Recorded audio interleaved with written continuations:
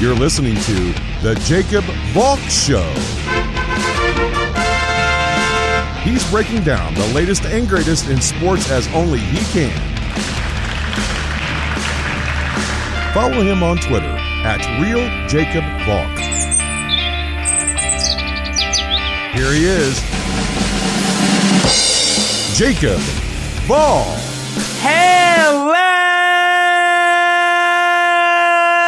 sports fans! Welcome to another edition of the Jacob Valk Show. I am Jacob Valk, and there's a lot to get to today. A lot of NFL news, CFP title game preview, and a hodgepodge of other sports news. There is some Brooklyn Nets news, which you can hear later on my Brooklyn Nets show. But I got to start with the NFL playoffs, and I'll start with Vikings 49ers. Now, I'll start with the Vikings. In previewing this game, I said that for the Vikings to have a chance to win, Cousins needed to get all his offensive weapons involved.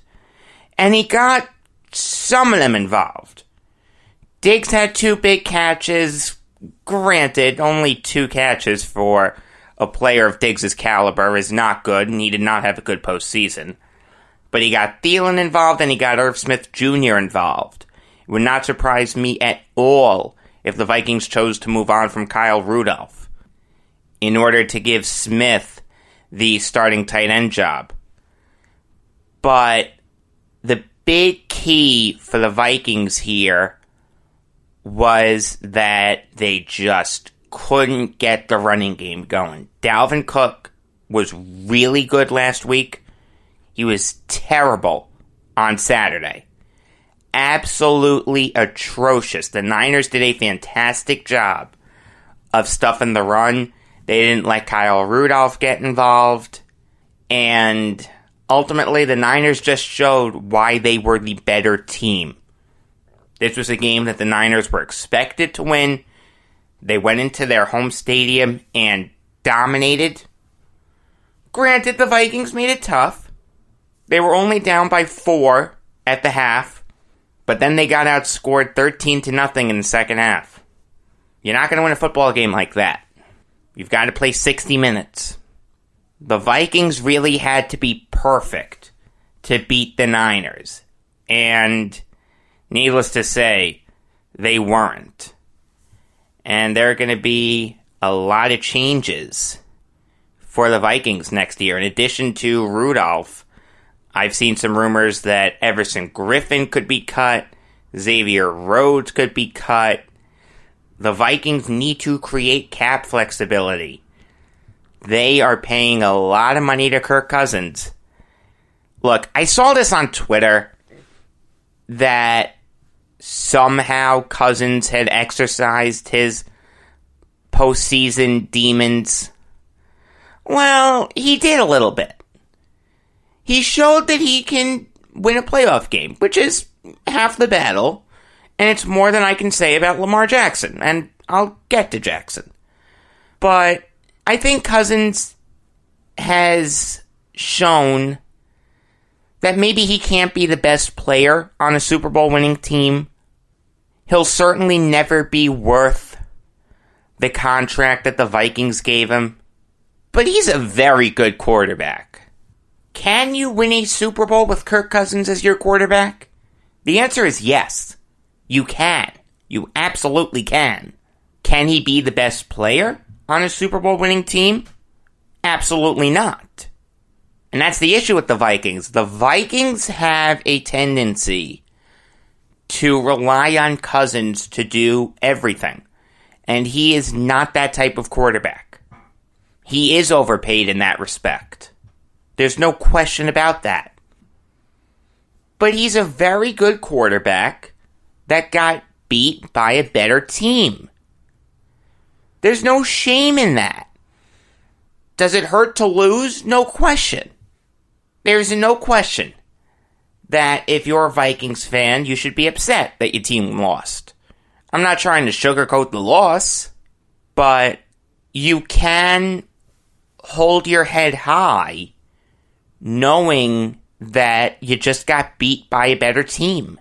You beat a better team last week in the Saints. You couldn't do it again. That's, I don't want to say okay. I don't want to try to minimize losing in the playoffs, but look, if you're a Vikings fan, you have nothing to be ashamed of here with this season. A lot of people were writing you off early. You went on a big run. You beat a really good Saints team in New Orleans. And you just got knocked off by a better team. You have nothing to be embarrassed about with how this year went. But moving over to the Niners, though, they just played a great game. I thought Kyle Shanahan had a great offensive game plan. He didn't put too much on Garoppolo, which, by the way, if you're going to get on Cousins for his playoff performance on Saturday, get on Garoppolo. Because Kirk Cousins was much better than Jimmy Garoppolo on Saturday. Garoppolo had a worse completion percentage, threw for less yards, and he had a worse quarterback rating. If you're going to get on Cousins, get on Garoppolo also. But going back to Shanahan for a minute, I thought he did a great job of not putting too much on Garoppolo's plate. He let his running backs carry him. I loved how he alternated Coleman and Mostert. Tevin Coleman had a fantastic game, rushed for over 100 yards and 2 touchdowns. But the key to this win for the Niners was their defense. One of the best in football, and without question, the best defense that's still alive in the NFL playoffs. According to Pro Football Focus, the 49ers had 9 players with a grade of above 70. Guys like Nick Bosa, Dre Greenlaw, DeForest Buckner, and Fred Warner dominated this game. Richard Sherman looked great. Eric Armstead, Jimmy Ward, Sheldon Day, Jaquiski Tart. Really, really complete effort by the Niners defense.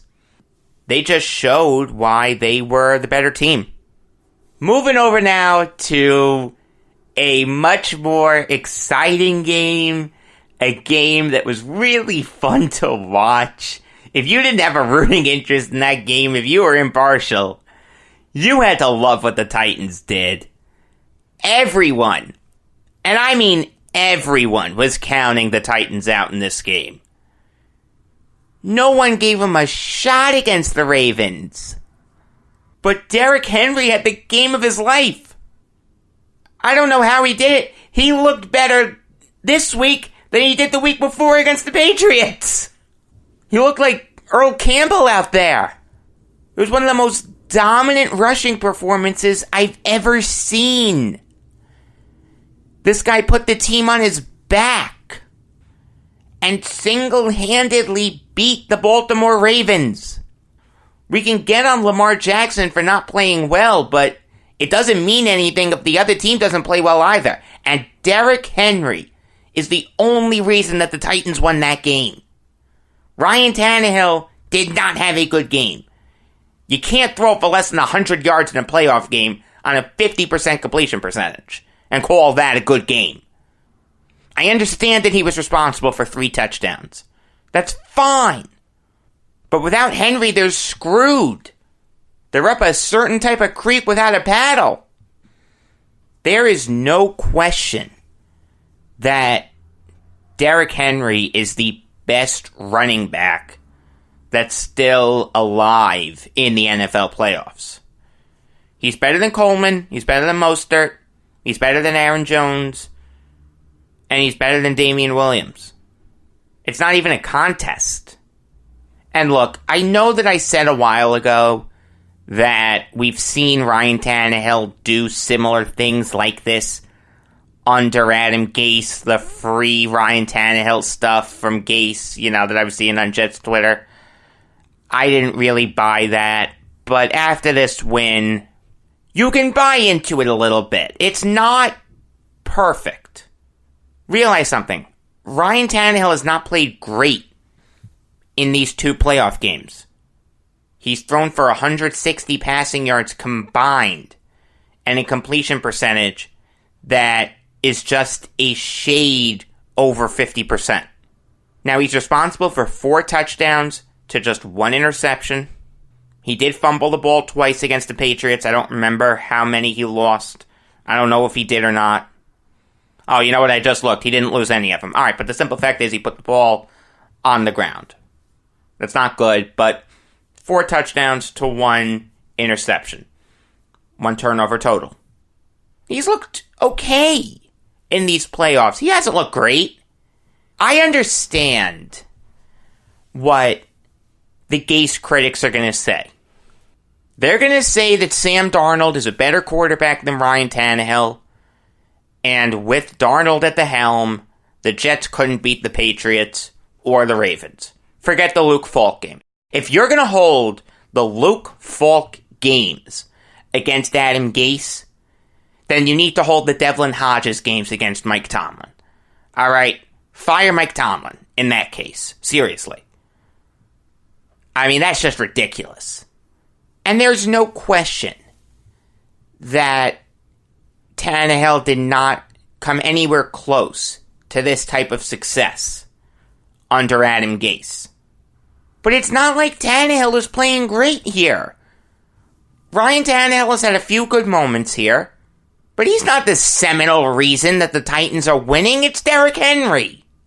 To say that Mike Vrabel and Arthur Smith, who I'm not taking anything away from, they are great coaches, and Arthur Smith is going to be a head coach 12 months from now.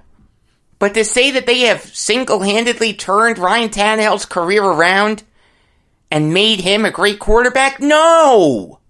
This guy is Mark Sanchez. He's the quarterback of a team that's in the AFC title game. I understand that he gets some credit. I get that. I'm not trying to take anything away from Tannehill. I'm not trying to rain on his parade. He has a lot to be happy about. But don't point to him as the seminal reason that the Titans are winning. Don't point to these 2 games as proof of Gase's supposed ineptitude. If he was throwing for over 300 yards per game, yes, do that. But you Gase critics are really fishing here. You want to get on Gase? You've got to find some other things, man. I'm telling you. This is a little bit of a knock on Gase, but it's not a huge knock.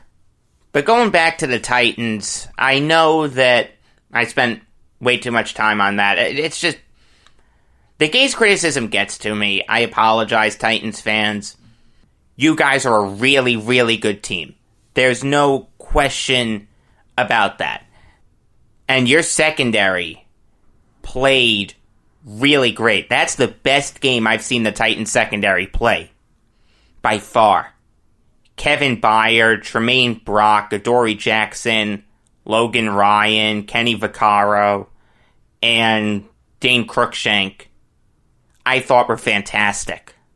I thought they had a great game. They took away a lot of what Lamar Jackson wanted to do.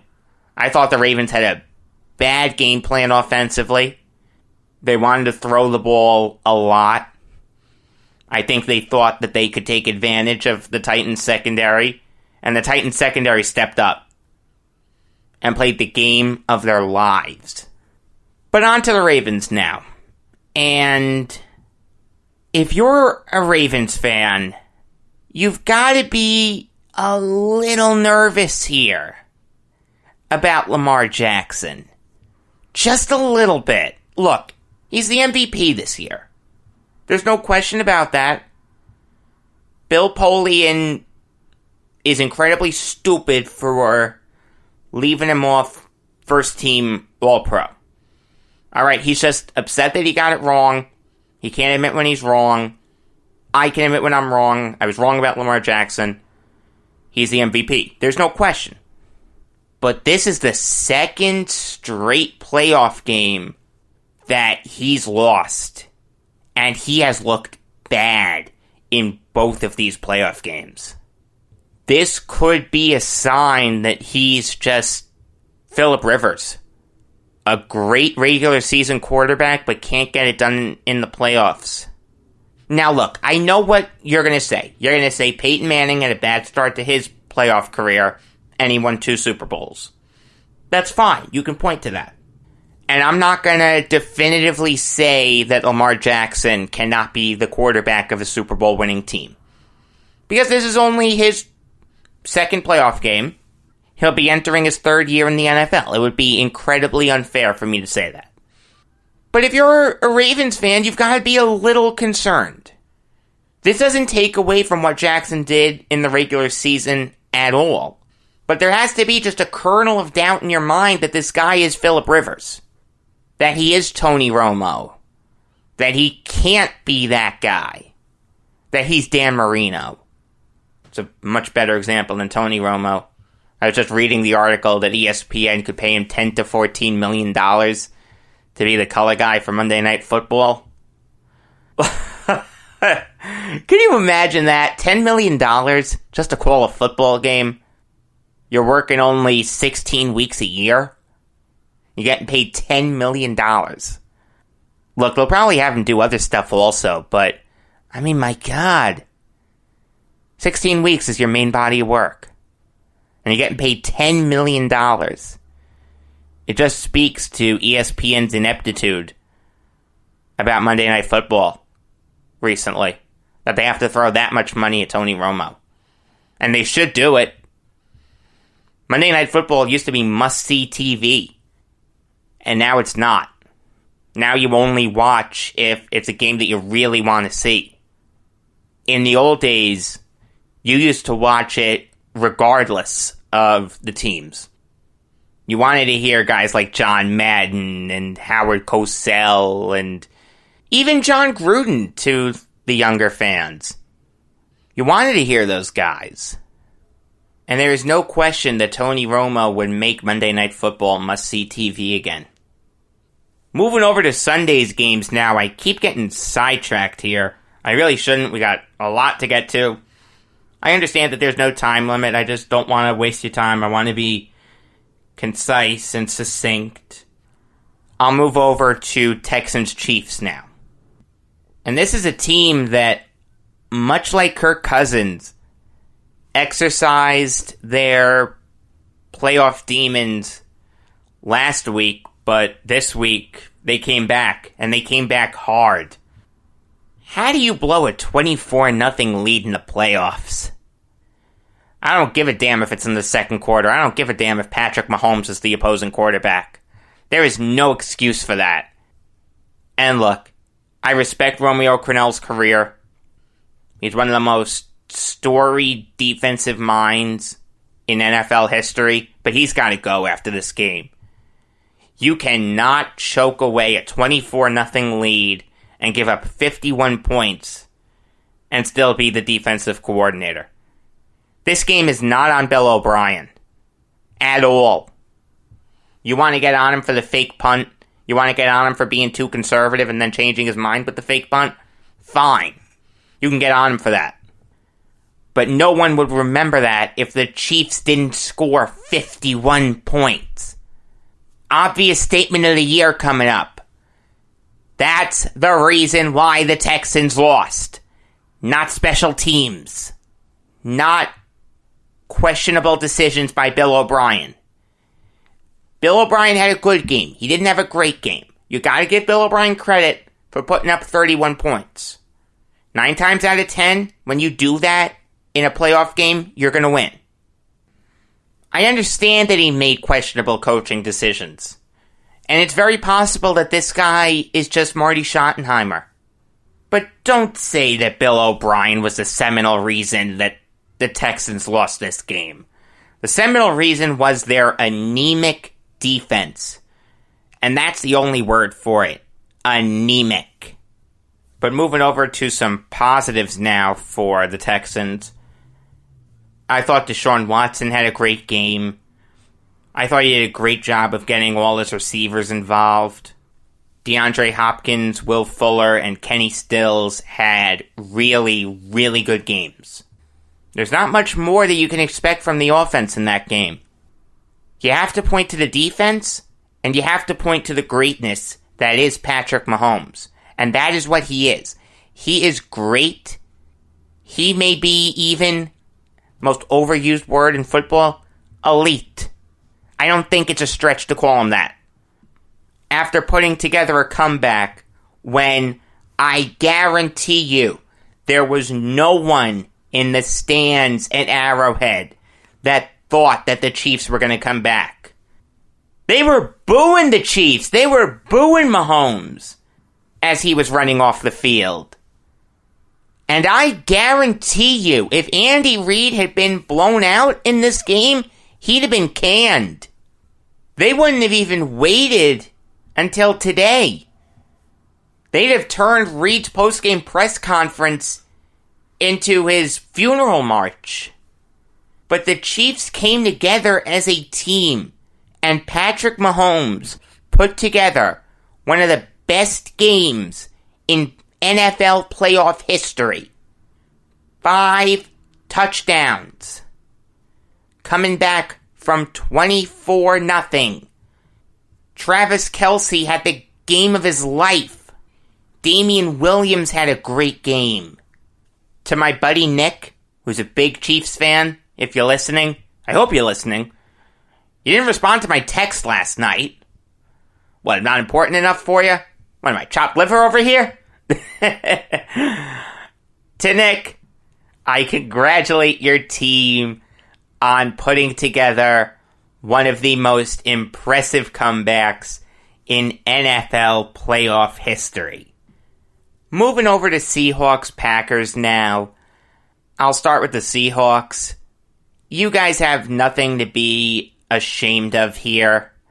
Much like the Vikings, you just lost to a better team. You played really well. There's no question about that. There's no question that you played well enough to win. You just ran up against Aaron Rodgers. I understand that it doesn't make the loss hurt any less. Believe me, if I was a Seahawks fan or a Vikings fan, I'd be ticked off. And maybe it's because I'm a Jets fan and I haven't seen my team in the playoffs since Mark Sanchez's second year. So I've forgotten how it feels. But there's really no shame in losing to a better team. Be happy with how your team played in this game. Be happy that Russell Wilson had another great playoff game and is well on his way to a spot in Canton. It seems like he's perennially underrated. Like when you put together a list of the top 5 best quarterbacks in the NFL, does Russell Wilson come up? You hear Mahomes, you hear Lamar Jackson, Aaron Rodgers, obviously. Do you hear Russell Wilson? I don't know if you do. Massively, massively underrated player. Tyler Lockett had a great game. DK Metcalf had a really good game. Seahawks have something special with the two of them, man. Marshawn Lynch had a Marshawn Lynch type game. Goal line back, or short yardage back, I should say. Although goal line back is right too, since he did rush for 2 touchdowns. You guys played well. There's no question about that. You just ran up against a better Packers team. And in Green Bay, when it was, 22 degrees Fahrenheit at kickoff? Probably getting colder as the night wore on. You're not going to win that game. And you're especially not going to win that game when Aaron Rodgers is the Packers quarterback. Rodgers had another great playoff game. This was a very, very fun game to watch because you had 2 seasoned playoff quarterbacks. And you knew that even when the Seahawks were down late, that Wilson wasn't going to let him give up. And you knew that when the Packers were up big, Rodgers wasn't going to let him get complacent. This was a very fun game to watch. Aaron Jones had a really good game. I understand that he only averaged 3 yards per rush, but he had 2 touchdowns. He had a really good game. Davante Adams, though, had a great game. I mean, it's really amazing when you think about it, how every game, it seems, Rodgers and Adams click. You look at the other Packers receivers, Geronimo Allison, Marquise Valdes-Scantling, Jake Kumaro. These guys are not good players. Alan Lazard, I know he got hurt, but he's not a good player. They're average. You put them on any other team, they're average. But because Aaron Rodgers makes average wide receivers look great, the opposing defense has to respect the other receivers, so Davante Adams is able to get open more than he would on any other team. Now, I'm not taking anything away from Adams. He's a great wide receiver. But it's just an interesting hypothetical how he'd do if he was on another team. And in that vein, I do want to congratulate Matt LaFleur for another great game. He's proven why I was really high on him in the last head coaching cycle. He was my second choice behind Bieniemy for the Jets. He's established himself as probably the second best young offensive guru that's a head coach in the NFL, behind only Sean McVay. I'm going to love watching this guy coach for many, many years to come. In other NFL news, the Browns hired Kevin Stefanski as their head coach. This guy was Paul DePodestas' choice last year, and he got his man this year. The good thing about this hire is, number one, Stefanski, by all accounts, is a really smart guy. I think he's done a very good job with the Vikings since taking over for Shermer. And I do think he'll be a decent head coach in this league. I don't think he's going to be great because he's with Cleveland, but I'll get into that. The second reason why it's good is because I went off on the Browns for choosing to fire Dorsey and keep DePodesta. You know, they fired Dorsey because he got the head coach wrong. And I said that there was no guarantee that Stefanski would have done any better. Well, now we'll finally see how Stefanski would have done last year. Because I don't think this Browns roster is going to be much different. I don't see any way that they move on from Odell Beckham. They're still going to have Mayfield. They're still going to have Chubb, Landry, Denzel Ward, Myles Garrett, assuming Stefanski can screw his head on straight, Greedy Williams, David Njoku. This Browns roster is going to be very similar to last year's roster. And now we're going to see whether the Browns were right to fire Dorsey. Now, the one thing I'll say in DePodesta's defense, and I don't like Paul DePodesta, I don't respect Paul DePodesta at all. I think he's the most overrated executive in all of sports. Got a bunch of credit for his work with the Dodgers, and it's gotten some credit for what he's done with the Browns. I don't understand how.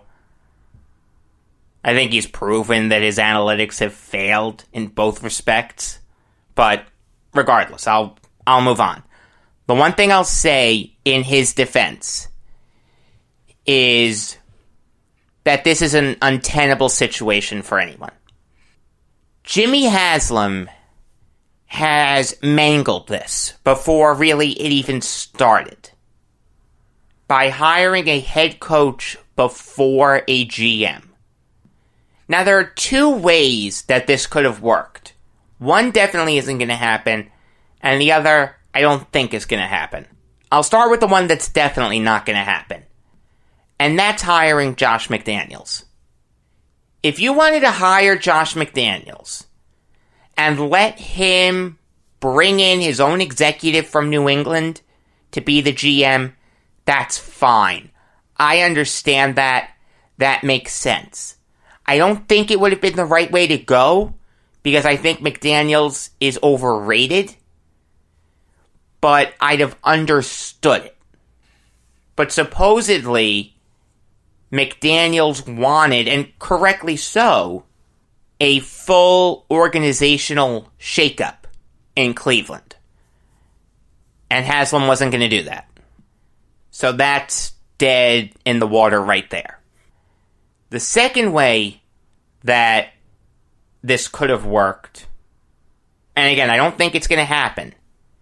It can happen, I just don't think it's going to, is if DePodestas is given a title over the GM. If he's given the title of Executive Vice President of Football Operations or something like that, then it makes sense to hire the head coach first, and then DePodestas can find a GM who will be under him and believes in the same philosophies that he does.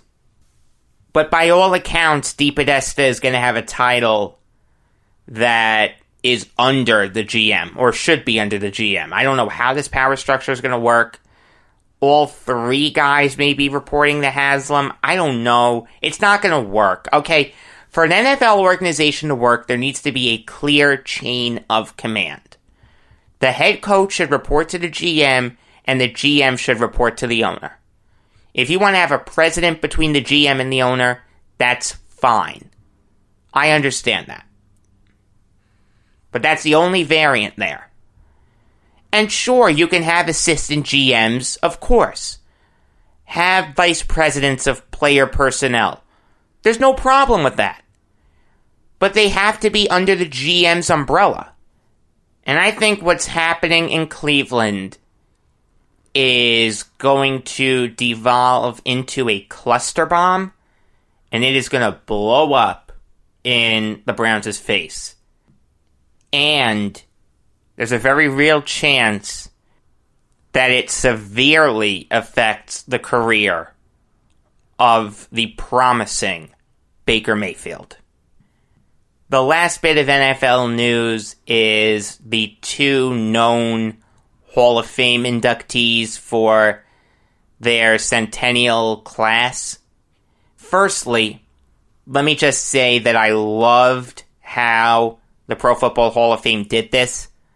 I thought it was great that they broke from tradition to announce the inductions live on air at halftime. And I want to see more of those surprise inductions live on air. Very, very well done by the Pro Football Hall of Fame. I think they got one of these right and one of these wrong. Jimmy Johnson they got right. Jimmy Johnson single-handedly built the Cowboys dynasty of the 90s. He pulled off the Herschel Walker trade, we all know that. But the picks that he got are irrelevant unless you use them correctly. And some of the picks that the Cowboys got were used to move up for Emmitt Smith, Russell Maryland, and Darren Woodson. You can't do much better than that. And Jimmy Johnson won 3 Super Bowls as Cowboys head coach. I understand that in his bio, it's only going to say that he won 2. You know what? I don't count the third one as being for Barry Switzer. That was Jimmy Johnson's team. And Barry Switzer was a terrible head coach for the Cowboys. Alright, you saw how much they fell off after they won that Super Bowl. It's because he made a bunch of changes to the Cowboys that didn't work. Jimmy Johnson really won 3 Super Bowls as Cowboys head coach. And it's about time that he got in. Bill Cowher is interesting. I've met Bill Cowher. Bill Cowher is a really nice guy. I met him at Game 2 of the Islanders-Hurricanes playoff series last year. And what happened was they were doing the t-shirt toss, and a t-shirt came tumbling down and landed on the steps right in front of me. So I pounced on it like a lion on a gazelle. And then my father said to me, Jacob, what are you going to do with that shirt? I said, I'm going to give it to Bill Cowher. So at intermission, I walked over to Bill Cowher. I said, Mr. Cowher, this is for you. I forgot who he was with. It may have been his kid. It may have been a niece or nephew. I don't remember which. But he thanked me, and I said, would it be okay if we took a picture? And he said yes. And then I said to him, consider it payment for the shirt, and he laughed. I turned to the guy behind Cowher, and he took our picture, and I still have it. Bill Cowher's a really nice guy. I don't know if he's deserving of the Hall of Fame, though. Look, this guy has a very, very impressive regular season resume. But he only won one Super Bowl. And there are coaches ahead of him in wins and win percentage that are not in the Hall of Fame. If you're going to put Bill Cowher in the Hall of Fame, then you've got to put Mike Holmgren in, Mike Shanahan in, Dan Reeves in, Marty Schottenheimer in. You know, the barrier used to be postseason success. Cowher, again, only won one Super Bowl and was Steelers head coach for 15 years. Now, he was a great head coach. There's no question about that. And I'm stunned that he never made the leap back from broadcasting to coaching. I honestly thought that with Dorsey at the helm of the Cleveland Browns, that would have been a very appealing job for a coach like Cowher, Brian Billick, or Tony Dungy. I like Bill Cowher a lot. I respect his career a lot. I just don't think I'd have voted for him for Hall of Fame. Alright, we've spent more than enough time on the NFL. Gotta move over to college football. Here's what I'm gonna do for the CFP National Title Game. I'm gonna preview it in 4 categories: offense, defense, special teams, and coaching. And when you look at offense, specifically the quarterbacks, it's very, very close. Joe Burrow and Trevor Lawrence, if they were in the same draft, would be duking it out hard for first overall. There are some people who would tell you that Burrow's the better quarterback. There are some people that would tell you that Lawrence is the better quarterback. I'll tell you, I think that Lawrence is the better quarterback for no other reason than his total body of work is much better than Burrow's. Burrow is a one-hit wonder, and that scares me a lot with him in the NFL. Now, I think he's going to be a great player for the Bengals. I do. I honestly do. But if Lawrence was in this draft also, if I was in charge of the Bengals draft, I would choose Lawrence over Burrow. But when you look at running backs, the gap between the two teams is a lot more stark. I like Clyde Edwards-Helaire a lot. I do think he's a really good running back. And I think there's a future for him in the NFL. But Travis Etienne is just so much better. He's not even in the same league as Edwards-Helaire. The thing that I love about Etienne is his ability to shed tackles. He actually reminds me a lot of Derrick Henry when I watch him play. Just that power back that has the ability to run over an opposing defender. Reminds me a lot of Marshawn Lynch in that same vein also. So Etienne is a million times better than Edwards-Helaire. But where LSU makes up that difference, and this is why they have the better offense, is with their pass catchers.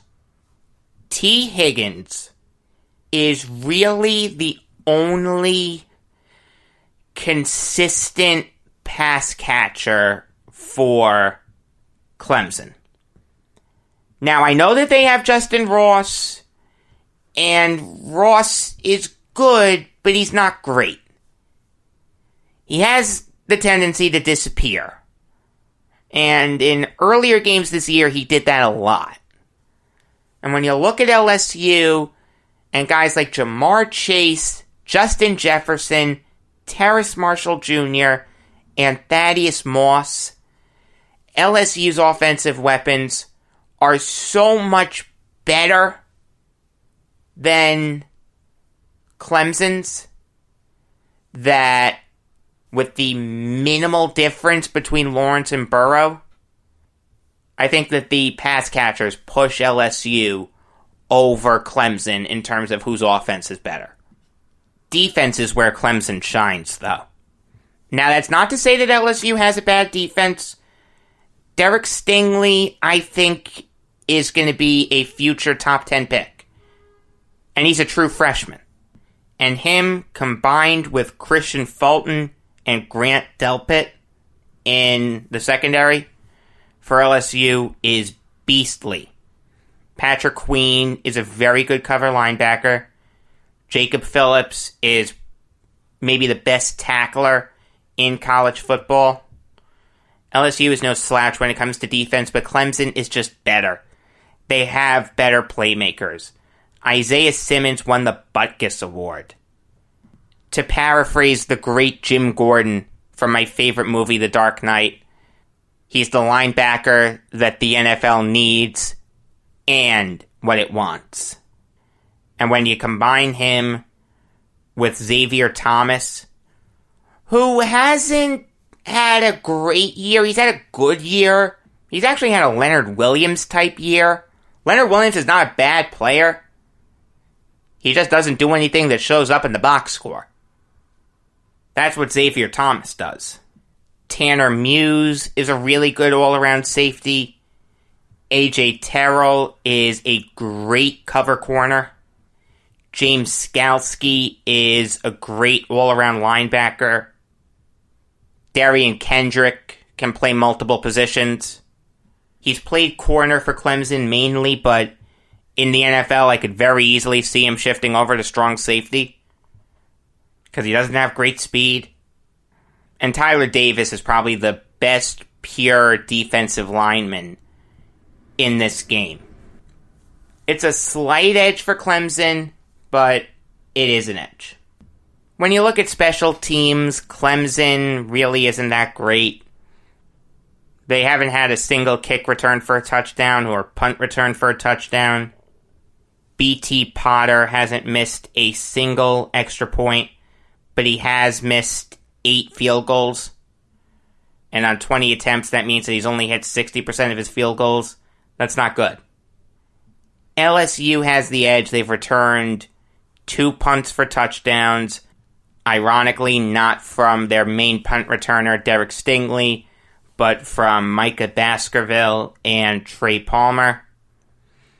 Where they really make up the difference is in kicking. Cade York is a really, really good kicker, and I do think there's a future for him in the NFL, and the same goes for their punter, Zach Von Rosenberg.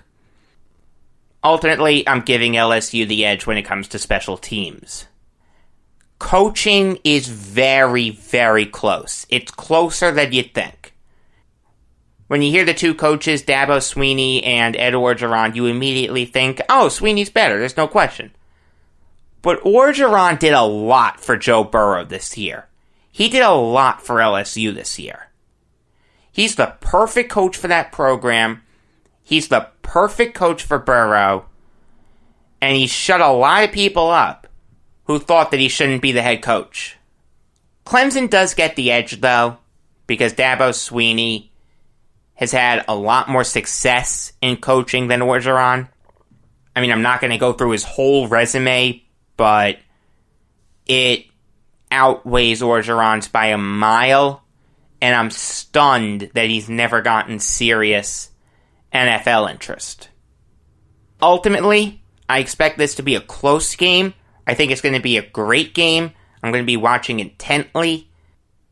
Give me LSU. Moving over to the hodgepodge of stories, and I'll start with baseball. The Twins locking up Miguel Sano for 3 years at $30 million. I'm not a big Sano fan. I give him credit for righting the ship last year. The year before, he was sent down to single A after hitting less than 200. And he very easily could have let that get to him. And he very easily could have flamed out as a major leaguer.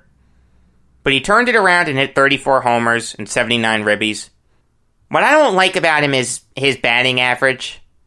He seems to be devolving into a Dave Kingman type. I don't like those kinds of players. I like guys who can hit for average and a bunch of home runs.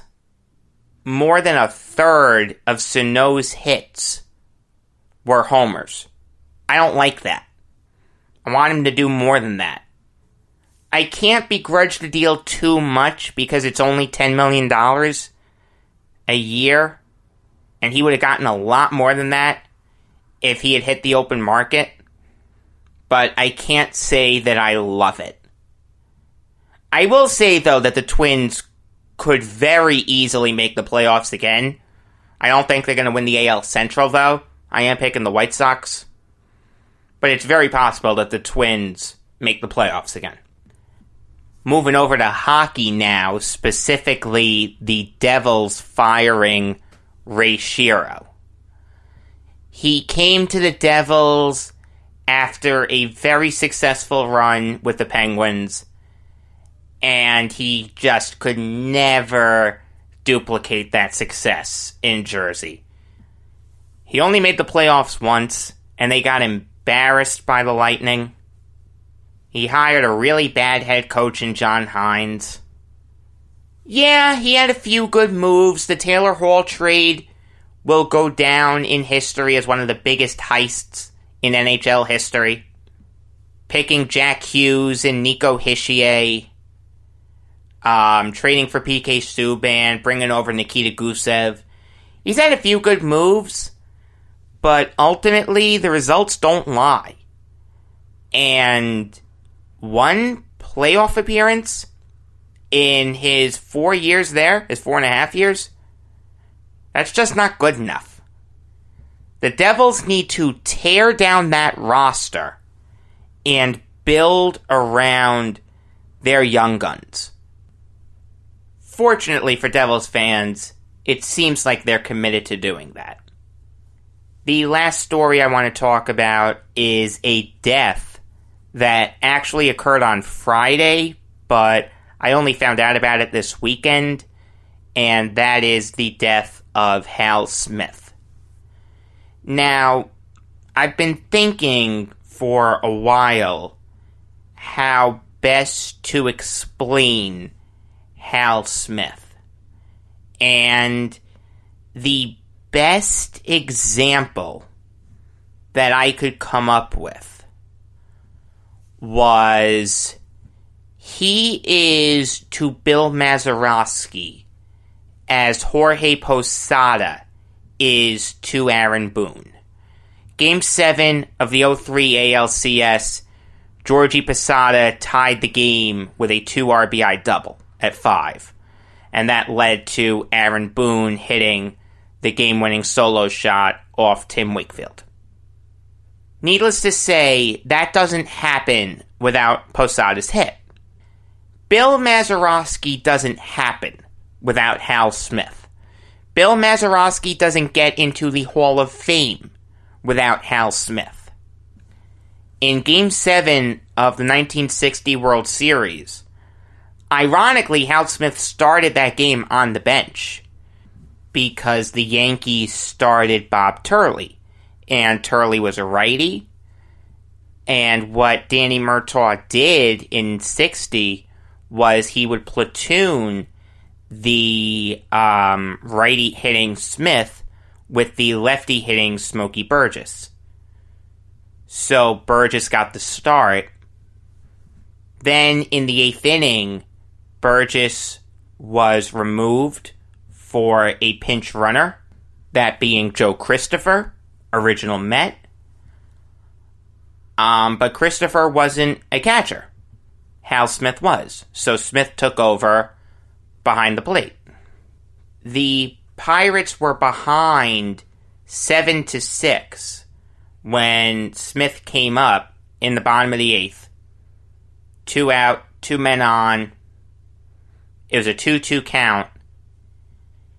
And Hal Smith hit a 3-run homer off of a righty, Jim Coates, to give the Pirates a 9-7 lead. Bobby Richardson and Dale Long both hit singles off Bob Friend. Mickey Mantle drove in Richardson off Harvey Haddix. And Yogi Berra tied the game on a ground out, scoring Gil McDougald, who had pinch run for Dale Long. And then, obviously, the second pitch that Mazeroski saw from Ralph Terry, he hit over the left field wall with Yogi Berra staring at it, and he etched his name in baseball immortality, and that was really the main reason why he made the Hall of Fame. But that doesn't happen without Hal Smith. It's criminal how much he's been forgotten. The Pirates don't win that World Series without Hal Smith. They shouldn't have won it in the first place. I'm still not over it, even though I wasn't alive for it, but I digress. Hal Smith was the Tony Wolters of his time, the Georgie Posada of his time. He had a really good career with the Kansas City Athletics before he was traded to the Pirates.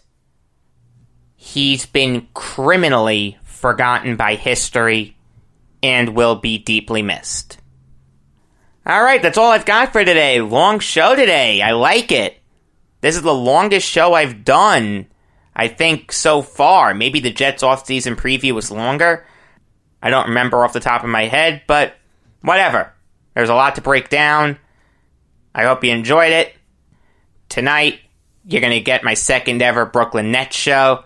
I'm going to be breaking down Kyrie Irving coming back from injury. And tomorrow, I'm going to be breaking down the CFP title game on the usual version of the Jacob Valk show. Until next time, I am Jacob Valk saying that all I want is a healthy baby that can switch hit.